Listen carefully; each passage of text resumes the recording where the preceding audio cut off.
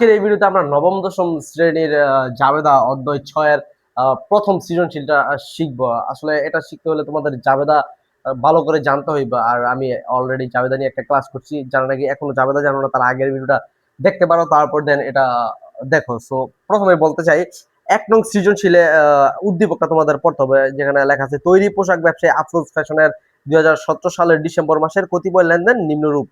মানে যে আফরোজ ফ্যাশন 2017 সালে যে সকল লেনদেন করছে এগুলা উদ্দীপকে দেওয়া আছে। তো আমরা প্রথম প্রশ্ন দেখি, এখানে লেখা আছে উপযুক্ত তথ্য হতে ফেরত পণ্যের মূল্য নির্ণয় করতে বলছে। ফেরত পণ্য মানে আপনি পণ্য ক্রয় করছেন, তারপরে যে কোনো কারণে পণ্য ফেরত দিচ্ছেন, এখন কতটুকু পণ্য বা কি পরিমাণ পণ্য ফেরত দিচ্ছেন সেটাই মানে এখানে লিখতে বলছে, মানে প্রশ্ন করছে। তো আমরা দেখতেছি 1 নম্বর এন্ট্রিতে স্ক্রিনে দেওয়া আছে, আপনারা দেখে নিতে পারেন। 5% বাট্টায় মাহমুদ ফ্যাশন হতে প্রতিটি 300 টাকা দরে 500টি প্যান্ট ক্রয় এবং বহন খরচ 1000 টাকা। চালান নং এত শর্ত এত, ঠিক আছে। তো কাহিনী হইতাছে মাহমুদ ফ্যাশন 5% বাট্টায় 300 টাকা দরে 500টি প্যান্ট ক্রয় করছে, কিন্তু পরবর্তীতে আবার দেখা যাইতেছে 8 নম্বর মানে ডিসেম্বর মাসের 8 তারিখে মাহমুদ ফ্যাশন 100টি প্যান্ট ত্রুটিযুক্ত থাকায় ফেরত প্রদান করছে। মানে প্রথমে কিনছিল 500টি প্যান্ট, কিন্তু পরবর্তীতে আবার 100টি প্যান্ট ফেরত দিয়েছে। তো যেহেতু ফেরত কত দিচ্ছে এটাই জানতে চাইছে, তো আমরা একটা গড় করছি, এই গড়টা সবসময় লিখতে হবে, তোমরা জানো। আর এই যে কর্ণবার লিখুন ফেরত পণ্যের মূল্য নির্ণয়, ঠিক আছে। উপরে লেখা এই গড় ডাকবা, তারিখ বিবরণ টাকা টাকা দিলেই চলবে, ঠিক আছে। সেখানে আমরা 2017 সালের ডিসেম্বরে 8, যেহেতু 8 তারিখে আমরা ফেরত দিছি 100টি পেন, এই জন্য 8 তারিখ উল্লেখ করছি, ডিসেম্বর 8। তো লিখলাম প্রতিটি 300 টাকা ধরে 100টি পেন ফেরত প্রদান। যেহেতু আমরা 300 টাকা ধরে 100টি পেন ফেরত দিছি, এর জন্য এই 300 গুণ 100 ক্যালকুলেটরে তোমরা বার করে নিবা। বার করছি মতন বাড়িছে 30,000 টাকা, ঠিক আছে। এখন কত হইতেছে, এটা আমরা ফেরত দিছি, কিন্তু আমরা সর্বপ্রথম কিন্তু 5% বাট্টাই পেনগুলা ক্রয় করছিলাম। যেহেতু বাট্টায় ক্রয় করছি, আমাদের এই বাট্টার সাথেই ফেরত দিতে হইব 5% কারবারি বাট্টা। এই যে 30,000-এর 5% দিলে ক্যালকুলেটরে বাড়িব 1500 টাকা। এই 1500 টাকা সহই আমাদের বাদ দিতে হবে। এর জন্য 30,000 টাকা থেকে 1500 টাকা আমরা বাদ দিছি। বাদ দেওয়ার কারণে বাড়িছে 28,500 টাকা। এই 28,500 টাকার পণ্য আমরা ফেরত প্রদান করছি। যে অনেকে বলতে পারেন যে এই কারবারি বাট্টাটা কেন গেল? কারবারি বাট্টাটা হইতেছে আসলে যে তোমরা অনেক সময় দেখবা পণ্য টণ্য কিনতে গেলে ডিসকাউন্ট দেয়, ডিসকাউন্টটাই সাধারণত কারবারি বাট্টা। তো আমরা কিন্তু পণ্যটা এই 5% বাট্টায় মানে ডিসকাউন্টেই কিনছি, যখন ফেরত দিব তো এই ডিসকাউন্ট অনুযায়ী তো ফেরত দিব, এই জন্য এই ডিসকাউন্টটা 5% মানে 1500 টাকা বাদ দিছে। টোটাল হচ্ছে 28,500 টাকা। আমাদের 1 নং সৃজনশীলের খতে আমাদেরকে বলেছে উপযুক্ত লেনদেনের ভিত্তিতে আফরোজ ফ্যাশনের ক্রয় জাবেদা প্রস্তুত করো। যদি ক্রয় জাবেদা প্রস্তুত করতে বলে তাহলে সর্বপ্রথম এরকম একটা ঘর করবা, ঠিক আছে, যেখানে তারিখ বিবরণ শর্ত চালান সূত্র, তারপর হইতাছে আমাদের ক্রয়ের জাবেদাটা কি হয়, ক্রয় হিসাব ডেবিট, পাওনাদার হিসাব ক্রেডিট। কারণ হইতাছে আমরা যদি কোনো কিছু উল্লেখ না থাকে তাহলে সেটা বাকিতেই ক্রয় করি, এর জন্য ক্রয় হিসাব ডেবিট, পাওনাদার হিসাব ক্রেডিট। এটা যারা না বুঝতেছে তাহলে আগের আমার একটা ভিডিও আপলোড দেওয়া আছে অলরেডি জাবেদা নিয়ে, ওই জাবেদা তোমাদের ওই ভিডিওটা তোমাদের দেখতে হবে, তাহলে এই জিনিসটা ক্লিয়ার হয়ে যাবে। তো এইভাবে গড় করবা। তো আমরা এখন দেখবো উদ্দীপকে মানে ক্রয় সংক্রান্ত যে জাবেদাগুলো আছে, যেমন 1 নম্বরে ডিসেম্বর 1 নম্বরে আছে 5% বাট্টায় মাহমুদ ফ্যাশন হতে প্রতিটি 300 টাকা ধরে 500টি পেন ক্রয়, বহন খরচ 100 টাকা। মানে হইতেছে 300 টাকা ধরে 500টি পেন ক্রয় করছে। তা আমাদের এই 300 গুণ 500 এটা দিয়া টাকাটা বার করতে হবে, যে 300 গুণ 500 দিয়া বাড়িছে 1,50,000, ঠিক আছে। আর 5% এই যে বাট্টা, এই যে 5% বাট্টা আছে, ঠিক আছে। তো 1,50,000 বাট্টা যেহেতু মানে বাদ দিতে হয়, এটা তো সবসময় বাট্টা বাদ দিছি 7,500। আচ্ছা, ঠিক আছে। তারপর হইতাছে আমাদের বহন খরচ আছে 1,000 টাকা। এই বহন খরচটা যোগ দিছি, যে দেখো বহন খরচ হইতাছে কি, তুমি পণ্য দ্রব্য তোমার বাসায় বা প্রতিষ্ঠান আনতে যেই গাড়ি ভাড়া বা ইত্যাদি খরচ হয়, এটা হচ্ছে বহন খরচ। এটা যোগ দিছি, যোগ দেওয়ার পর বাড়িছে 1,43,500। এই 1,43,500 টাকা আমরা এই শেষের ঘরে দিয়ে দিছি, ঠিক আছে। এখন দেখবো আর কোন ক্রয় সংক্রান্ত জাবেদা আসেনি। তারপর আমরা দেখতে পাইতাছি হইতাছে এই যে 15 নম্বর ইন্টিরা ইসলাম স্টোর হতে প্রতি জোড়া 400 টাকা ধরে 200টি শার্ট ক্রয়।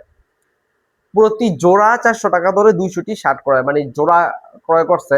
তো এখানে 200টি শার্ট ক্রয় করছে, জোড়া যেহেতু বলছে তাহলে এটা 200 ভাগ হইব। এই যে 200টি 200 ভাগ 2, মানে 2 এমন বলতে পারো 2 কেন হইলো, কারণ এক জোড়া সমান সমান 2টি, এই জন্য 2 আমরা ভাগ দিছি। ভাগ দিলে বাড়লো 100 জোড়া, মানে আমরা শার্ট ক্রয় করছি হইতাছি 100 জোড়া। কত টাকা ধরে? 400 টাকা ধরে।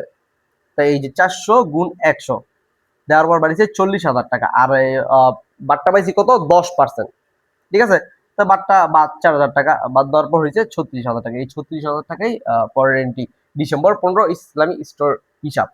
একটু মজার বিষয়, এটা দিয়ে আবার বিক্রয় জাবেদা শেষ করে দিতে পারি। যদি এখানে বলতো বিক্রয় জাবেদা, তাহলে এই জিনিসটা খালি পরিবর্তন হইতো, বিক্রয় জাবেদা, এটা দিয়া বাকি যা আছে তা সেম থাকতো, শুধু এই এন্ট্রি গুলা পরিবর্তন হয়েছে। যেমন মাহমুদ হোসেন হিসাবের আমাদের এই ক্রয় হিসাব, ডেবিট পাওনাদার হিসাব ক্রেডিট হিসাবে এই জায়গায় খালি কি হয়ে যেত, এই দেনাদার হিসাব ডেবিট আর হইতাছে বিক্রয় হিসাব ক্রেডিট দিয়া শুধু বিক্রয় সংক্রান্ত জাবেদা গুলার এইখানে আলোচনা হইতো। 1 নং এর সৃজনশীলের ঘ নম্বর প্রশ্নে লেখা আছে ক্রয় জাবেদা সংশ্লিষ্ট লেনদেন ব্যতীত অবশিষ্ট লেনদেনের সাধারণ জাবেদা দেখো। মানে আমরা যেই ক্রয় জাবেদাটা করছিলাম খতে, সেই জাবেদাগুলো বাদে বাকিগুলো দিতে, তাহলে আমরা দেখতেছি 1 নম্বর আর হইতাছে 15 নম্বর এন্ট্রিটা আমাদের যাবে না। সো এটা ছাড়া তারপর হইতাছে 3 নম্বর, মানে 3 তারিখের এন্ট্রিটা বলছে নগদে প্যান্ট বিক্রয় 35,000 টাকা। তাহলে নগদে বিক্রয়ের জাবেদা কি হয় সবসময়, যদি নগদ হয় তাহলে নগদ হিসাব ডেবিট, বিক্রয় হিসাব ক্রেডিট, এটাই লিখছি, নগদ হিসাব ডেবিট, বিক্রয় হিসাব ক্রেডিট 35,000 টাকা। আর বিবরণে দিছি নগদে পণ্য বিক্রয় করা হলো, শেষ। এটা একদম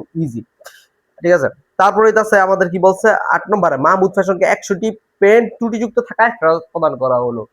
ক্রয় ফেরত, মানে ফেরতের জাবেদা তো আমরা সব সময় জানি ক্রয় হিসাব ডেবিট, আর যদি বাকিতে ক্রয় করে থাকে তাহলে পাওনাদার হিসাব হয় ক্রেডিট। কিন্তু আমরা যেহেতু ফেরত দিছি, ফেরত দিলে এটা উল্টাই যাবো গা, ঘুরে যাবো গা, ফেরতে কি উল্টাই যাবো, আবারও বলতেছি। তাহলে আমাদের ক্রয় হিসাব ডেবিট, পাওনাদার হিসাব যদি ক্রেডিট হয়ে থাকে, তাহলে ফেরতের সময় উল্টা হয়ে যাবো গা, পাওনাদার হিসাব ডেবিট, ক্রয় ফেরত হিসাব ক্রেডিট।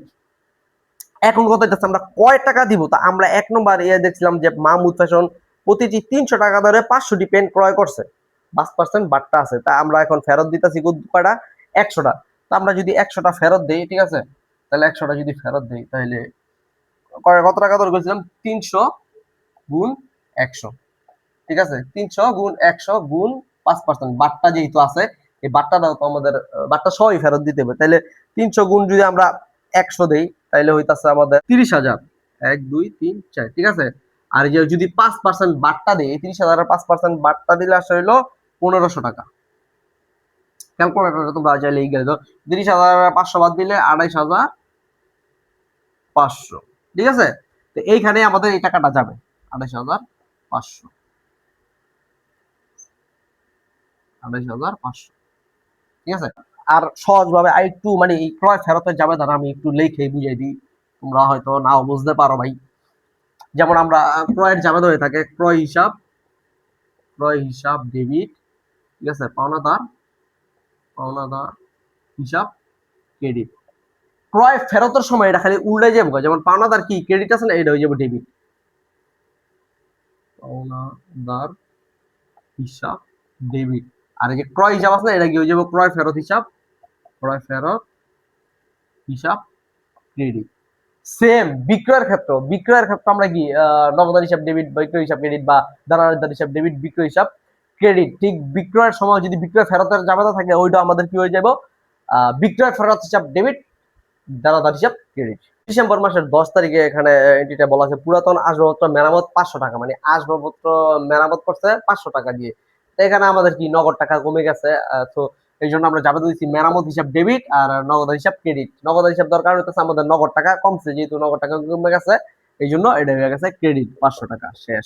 তারপরে হইতাছে এখানে বিবরণটা নিয়ে অনেকে কনফিউজ থাকে যে আমরা বিবরণে কি লিখবো ভাই।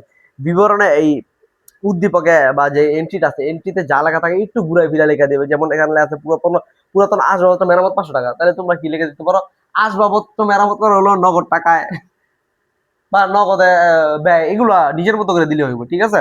তারপর হইতাছে 20 তারিখের এন্ট্রিটা, যেহেতু 15 তারিখের এন্ট্রি আমাদের প্রশ্নে বলছে ক্রয় জাবেদা সংশ্লিষ্ট লেনদেন গুলা বাদে জাবেদা দিতে। তো মাহমুদ ফ্যাশনকে পরিশোধ 40,000 টাকা। মাহমুদ ফ্যাশন তোমার কাছ থেকে টাকা পাইতো, তুমি ছিলা পাওনাদার। এক কথায় তোমার কাছ থেকে যদি কেউ টাকা পায় তুমি পাওনাদার, আর তুমি যদি কেউ কাছ থেকে টাকা পাও সে দেনাদার।